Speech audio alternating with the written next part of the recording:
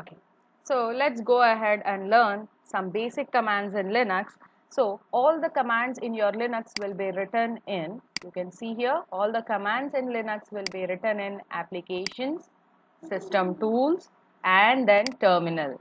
Terminal is the place where we do write our basic commands. Okay, so as you can see there, I have entered into the terminal. So let us see our first basic command, that is our date command. Okay, so date, you can see here, this command prints you the date. You can see there, Wednesday, September 13, 10:47, and Arabian Standard Time 2020. So that is how you are going to work out with the first command, that is your date command. Now moving ahead to your next thing that we have is, now not only date command, you have some other commands with respect to your date. So you can see here, date followed by percentage M gives you date with a month. Month is 9. If small m indicates month. Okay. Small m is going to indicate month. In the similar way, date with D indicates the date. It is 30th. Right. And similarly, date with Y indicates year. And date with capital D is indicating month, date, and year. It will be giving you month, date, and year. And also you can see date with H. H stands for hours. So 10 hours. So the time is 10:49. So it is giving you 10. And capital M stands for minutes. It is 49 minutes. And capital S stands for seconds. It is 14 seconds. And if you want to represent the whole time, then you write it as date percentage T. So that is 10:49:22 seconds. So that is how your date command looks like. Okay. So that's our first command of the day. You can see here, date. If you type simply date, it gives you the full date. Date with small percentage M gives you the month. This one gives you the date. This one gives you the year. And then percentage D gives you the date, month, and year, hours, minutes, seconds, and finally the total time. The next command that we have is who command. Who command displays all the users who are present on the system. So see here, you can see there are two users. One is who is using the terminal and the other one is nothing but what? Who is using the PTS. It is going to display all the commands. It is going to display all the commands related to your system. It is going to display all the list of users who are logged onto the system. So that we call it as who command. Now here PTS is remoting. PTS is nothing but what? It is representing remote terminal which is connected to the server. TTY is the current terminal. PTS is the remote terminal that we have it, which we are using it. Okay. Here, the first one stands for the login name. Second one stands for the terminal. And the third one is the date. And fourth one is the time when you have logged in. So these are the four things that you get it in the output of your who command. Once again, the name, and the second one that you have is terminal. Third one that you have is a date, and you are going to have a time. So that is your who command. The third command that you have over here is man command. What is this man command? Man command, it displays Linux manual. It will be giving you the manual of all the commands that you are going to have it. So you can see here man. What manual page do you want? Man should be followed with minus, and then it should be followed with some keyword. For example, you want to know about date command, then simply you can write date. So it is giving you all the list of details related to your date command. See here, this is how it is going to display. Man followed by minus and then followed by the keyword. So you can write down any keyword with respect to your command. So man ls gives you the list of all the directories. So it is giving us the information related to ls is giving you the list of all the directories, and these are the commands which will work with ls minus a, ls minus capital A, ls minus b minus c. These are all the commands that it is going to display. So that's how it is displaying your commands. Next, Moving ahead with the next one that you have is moving ahead with the next one that you have is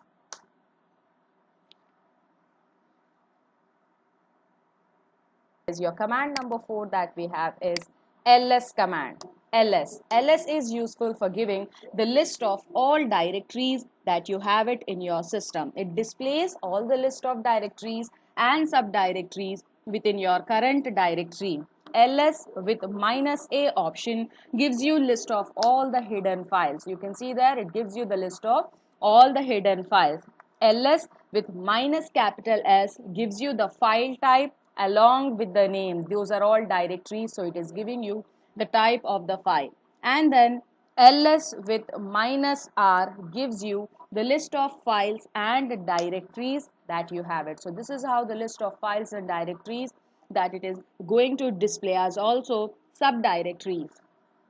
ls with -R gives you list of files and directories in reverse order. You can see the above order: desktop, documents, downloads, music, pictures, and the last one is videos. And whereas ls -R, it is starting from videos and it is ending till the desktop. So that is nothing but what? ls -R command. Plus, not only that, if it will arrange it, it will sort the things. If you write ls -S, gives you sorted order of your elements, that is your directories. ls with capital ls with capital -A, it gives you the list of all and files and directories which are beginning with dot, that is hidden files. And ls -L gives you list of all detailed list of files and directories along with their permissions. You can see here there are three different types of permissions as we have read it. The first one stands for user, second one stands for group, and the third one stands for other. And if the first letter is D, it means this is a directory. If the first letter is D, it means these are all the directories that you have. So that was all about your ls -L command. Okay, so these are all the list of directories that you have it. Not only ls -L, there is another command which works exactly like your ls -L, that is vdir. vdir is a command which is almost equivalent to your ls -L command. It gives you a list of all directories. And ls command is similar to that of your dir command. ls command is similar to that of what? The ls command is similar to that of your. The next command that we have is tree command. Tree command is helpful for displaying the list of directories in the form of a tree structure. So here you can see here tree command is not found. So tree command I'll try to give out with some options. -A. Okay, this is not working. So anyways, we will be doing the tree command in other things. Okay, we'll be doing it with the help of root. Next, moving ahead with the next command that we have is touch command. Now what is this touch command? Touch command is helpful for creation of a file or modification date of a file. You can create a file with the help of touch command, and also you can modify. It creates a blank file. Touch, I'll give here abc.txt. Enter. File is created. What is that file? Touch abc.txt is created. If you want to see it, how do you see it? ls -L, you can see here a blank file of 0 bytes abc.txt is created. Similarly, if I write again touch abc1.txt, it creates a blank file. If you want to again check the list of files, ls -L, you can see here 0 bytes, a blank file is created at 11.2, and this abc.txt is created at 11.1. I told you touch command is helpful for creation of a blank file, and the second thing is to change the modification date. Okay, so you can also change. If tomorrow if you open and again if you write down touch abc.txt, then the date will get changed. Okay, ls -L, you can see here the time is changed now. What it is? Previously the time was 11.1. I have re-executed it. Now it is nothing but what? It is 11.2. So that is nothing but what? That is your touch command. Touch command helps you to create your blank blank files, and also helpful for modification of your date. Okay. the next command that we have is cat command. Cat command is useful for writing the contents into the file. So we will be using cat greater than. Let's go ahead and write into abc.txt. What you want to write it, you can write it hi, hello, welcome, bye bye. And if you want to come out of your cat command, control D. Now if you want to view it, cat space file name abc.txt. Cat space file name is helpful for viewing the contents of the file. Again, if you want to write down inside your other file, so I'll write cat greater than test.txt. Let me start writing. Welcome to the Linux programming session. Finish. Once you finish writing, what you are going to do it, you have to press Control D. So Control D will be, it will be closing out your file which you are writing. To view the contents, cat space test.txt. So this is how you can view the contents of a file. Now, when you're working with your cat command, what happens? You have some set of options again. Cat with -n, cat with -n followed by the file name gives you the line number. You can see there. See, line 1 is welcome, line 2 is to the, line 3 is Linux programming, and line 4 is session. Okay, next. Cat option with -e adds up a character dollar at the end of each line. You can see it over here. It is adding up a dollar at the end of each line. So that is cat with -e.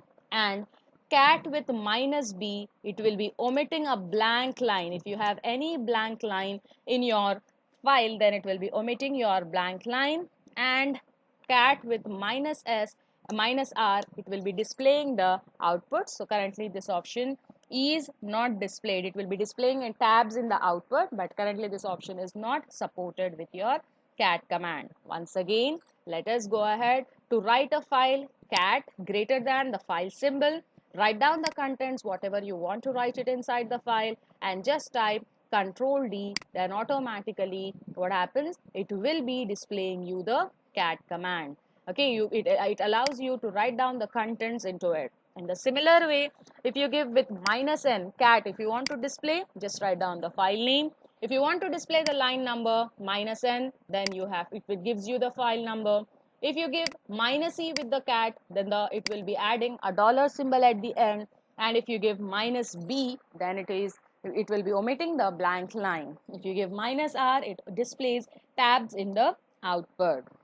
Okay, so that was all about your cat command, touch command. Now moving ahead with the next thing. Okay, let's go ahead and create a file for displaying more command. Cat greater than, I'll name the file as asdf.txt.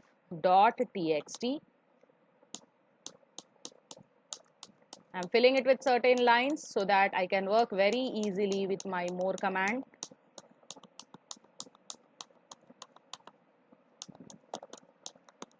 Okay, I'm done with writing. Control Z. If you want to view it, you can see cat space, what was the file name? Yeah, ASDF. Cat space asdf.txt. So what is happening? Only a part of screen is coming, but not the whole thing. So in order to view the files which are larger in size than a single screen, we have an option more. Okay, so you can write down the more command in this way, more with some set of options. More with -c. So you can see there 55% it is displaying. -c, it will be redrawing the screen. And then when you click enter, 57, 60, you can see the file how it is getting displayed. Here it is trying to display all the files. Okay, more with -d displays an error if you have any unknown command. If you have, see, press a key to continue. See, it is giving an error message. I mean, like, it is giving a message. If you want to continue, press space. If you want to quit, press Q. I'm pressing Q, so it is out. Okay. Next, moving ahead, more plus number, it will give you the starting line number which you wanted. So I'll give 10th line. From 10th line, it has to display me ASDF. So see here, the first line is not getting displayed. It is directly displaying me from the 10th line. You can just check it out. The first line was this: 1 2 3 4. You can count it: 1 2 3 4 5 6 7 8 9 10. So it has to skip the first 10 lines, and then it has to show me from the remaining 10 lines. So that's the reason it is starting from here, U and U. Okay. And if you have any backspaces, that can be ignored. More minus U ignores the backspaces and underscores if you have any. I haven't done it anything, so if you want, you can take some blank spaces and it will be ignored. Okay, so that was all about your more command. Now moving ahead, if you want to come out of the terminal, either you can go and close it here, or else you can simply write down exit. If you write exit, what happens? It will terminate your Linux session. Your Linux session will get terminated. Now, other things, I don't want to exit, I want to shut down the system, then the command simple that you're going to have is shut down. Okay, and shutdown is coming with up three options. I'm not going to shut down right now. So shutdown comes up with three options. Minus H halts after shutdown. After shutdown, it will halt your system. Minus R, it will reboot after shutdown. It will start installing the things again. And minus C, it cancels all the operations depending upon the shutdown. So I'm not going to shut down my system because it will be completely closing my Linux operating system if I write shutdown command. Okay. Once again, exit closes the current terminal. Shutdown will be shutting down the system. Again, I'm just turning on my terminal over here. Now, that was all about exit and shutdown commands. Now, moving ahead with some advanced Linux commands that you have is DF. DF stands for disk free. It tells you how much amount of space or how much amount of free disk is available in your system. So if I type DF, you can see it over here. This is the used, this is the available. You can see here, these are all the things. That is how it is going to display you. So and so file have used so much space, and it is available space is this much, and this much you have used it, and it is mounted on so and so things. So this is how it is going to display. And even with DF, you have some options. DF minus H, it gives you the size in megabytes and gigabytes. So you can see here, it is, instead of giving it like this, it is giving you the size in megabytes as well as it is giving you the size in gigabytes. DF minus K, it gives you the size in kilobytes. You can see that it is giving you the information in kilobytes, KBs. Okay.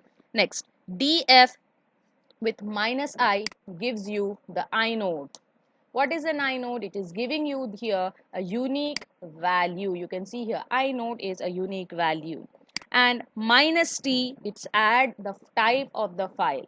DF with capital minus T, it is giving you the type of file. There are some categories of files like extension 3, extension 4, and many more. Okay, so you learn about it in the further session. And still, if you are confused, then simply you can write DF minus help. It will be giving you any information related to your things. If still you do not know it, you can use man df. It gives you df, all the information. See, it is related to your disk space. It is giving you a manual related to your df command. See, with minus I, inodes, minus k gives it in kilobytes, minus t gives you the type, prints the things, minus x, help, block size. These are all nothing but what? This is how it is going to work out. Okay. So that was all about your df command. Now moving ahead with the next command that we have is ps. What is this ps?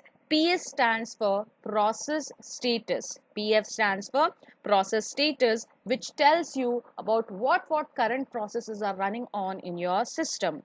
So I'm just writing PS. You can see here there are two processes which are running over here. One is the bash shell and the other one is PS. So even with PS you have some options. One is PS minus F.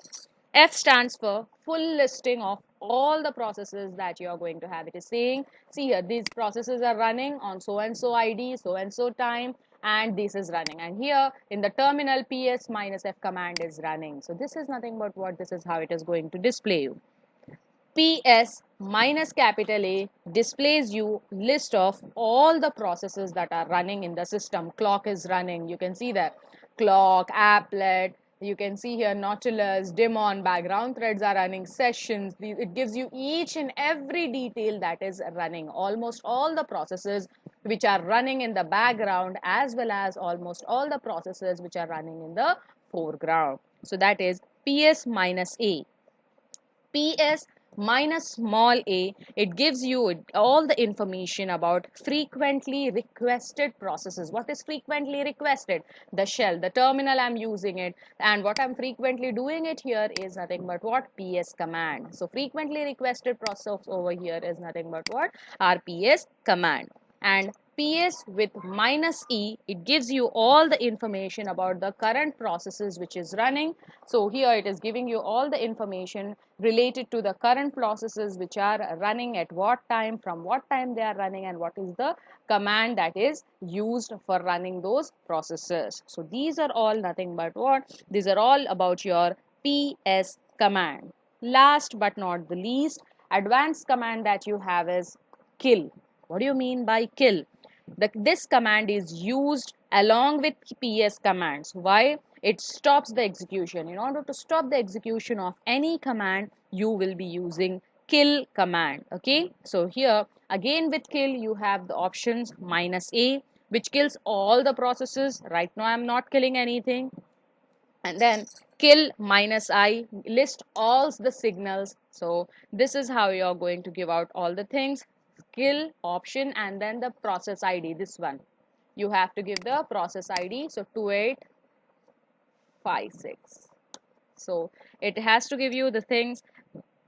Kill with minus P, it gives you the list of all the processes without sending any signal. So this is not working currently.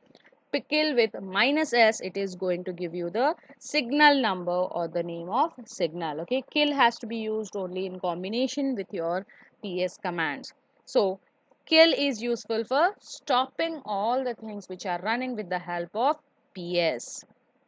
Next, moving ahead with the next command that we have is uname. Now what is this command? Uname is the command which displays you the information about what? About the display. It will give you the display related information, that is system related information. So you can see here uname, it is giving me what is my operating system. It is Linux. So even with uname you have some set of options like uname minus A. It gives you the current system. So you can see there my current system is this localhost and 2.6, and you can see it was installed so and so, develop, and it is working on so and so processor and GNU Linux.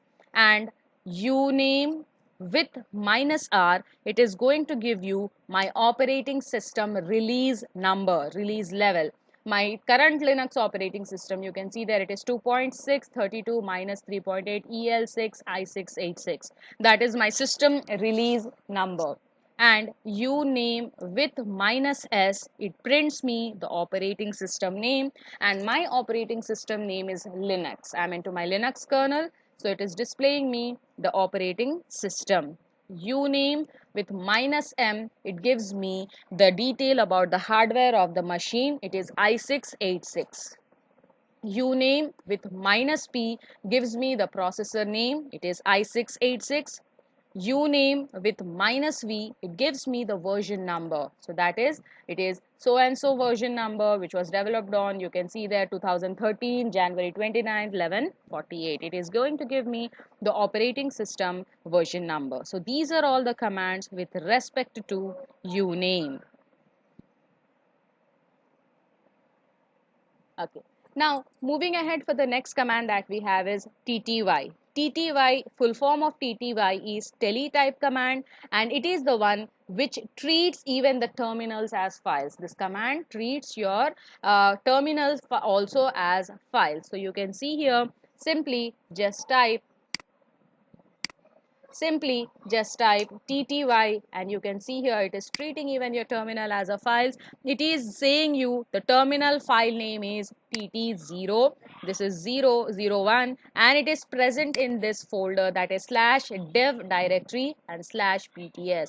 So this is what it is displaying. Okay, so these are some basic commands related to